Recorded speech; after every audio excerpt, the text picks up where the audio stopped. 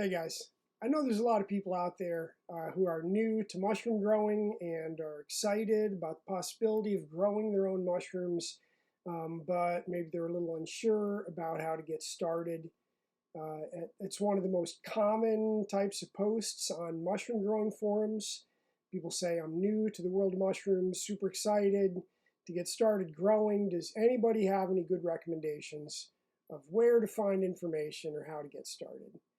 Um, and of course, all the more experienced growers are happy to chime in with recommendations, with advice, often really good advice, often pretty detailed, often detailing their own specific experiences starting out. There's generally a lot of good stuff in there, mixed, of course, with the usual grumpiness about just do a Google search, that kind of thing.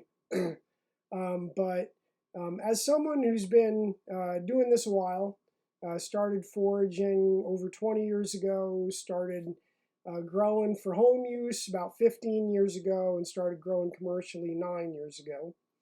I've had some experience and some time to think about that experience, and I've seen a lot of new growers getting started. And so I want to humbly offer my perspective on what I see as a winning approach to getting started. And my first piece of advice is to think about it not like a set of procedures to learn, but as a science project. We had a really good mentor when we were getting started growing mushrooms commercially, who told me that if you've seen one farm, you've seen one farm, meaning that every piece of land is different, every farmer uses a different approach to meet the needs of their land and their own specific goals. It's like anything else. Plan ahead for what you think the future is going to hold, but be ready to adapt to reality when it presents itself. And process is a big thing in the mushroom growing world. We've got some kind of set processes here in the United States, where people give names to things, methodologies. They call them techs, and people will very confidently tell you that one tech or another is the way to grow a certain variety of mushrooms. And there's a good reason for that. I mean, a lot of these things are really proven.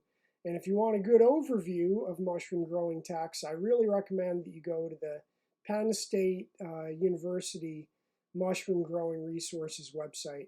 Penn State is kind of at the leading edge of the sword of mushrooms, and they've got a lot of good information on there. It's worth checking out. My personal belief is that when you're new to it and you're excited about it, you should really be careful to not limit yourself to thinking about right and wrong techs. Your first step should be to understand the basic biology of mushrooms and what their requirements are for life and reproduction. They evolved to do this in the wild without any human tech. So understanding where hundreds of millions of years of evolution has landed them ought to be a pretty good start to success. So first of all, what is the biological purpose of a mushroom, and how does that relate to the fungus that produced that mushroom? What conditions does that fungus need to grow and to spread? What different conditions are needed to successfully produce the mushrooms that we want it to end up producing? It's a great thought exercise, and it'll make you a better mushroom grower.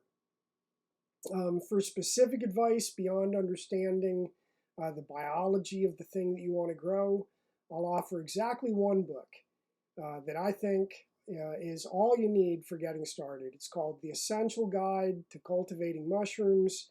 I'll put a link in the description for this video. It's by Stephen Russell. Is written from a science and functionality perspective, and it packs a lot of information into a compact paperback. It's less than 250 pages long. It's inexpensive. Beyond that, I would say another good thing is if you're not already using Google Scholar, learn how to use Google Scholar. There's a lot of really cool research happening in the mushroom world right now, and a lot of it's coming out of developing areas of the world. And much of that's coming from a place of necessity, which, after all, is the mother of invention. I was reading a paper yesterday that talked about growing out a culture at room temperature.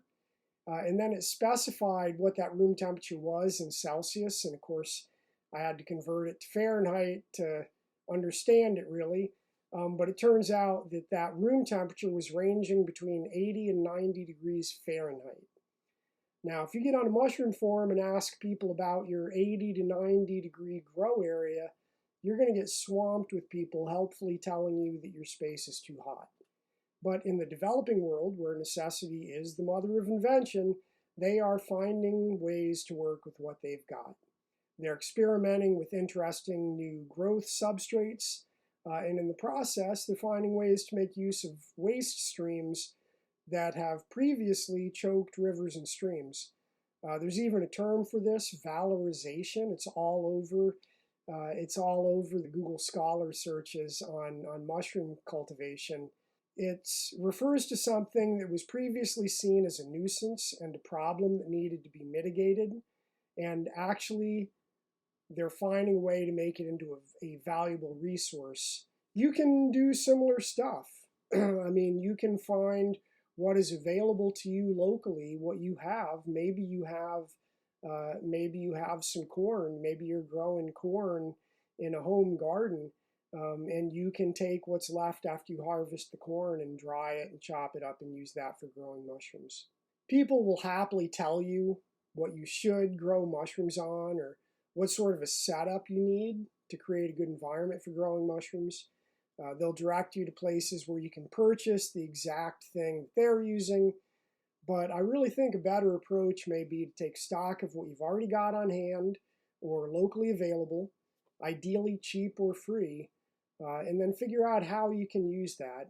My final piece of advice is this, and it goes back to treating it like a science project rather than a set procedure to learn. The main difference between playing and experimenting is data. So have fun and play while tracking exactly what you're doing and collecting as much data as you can.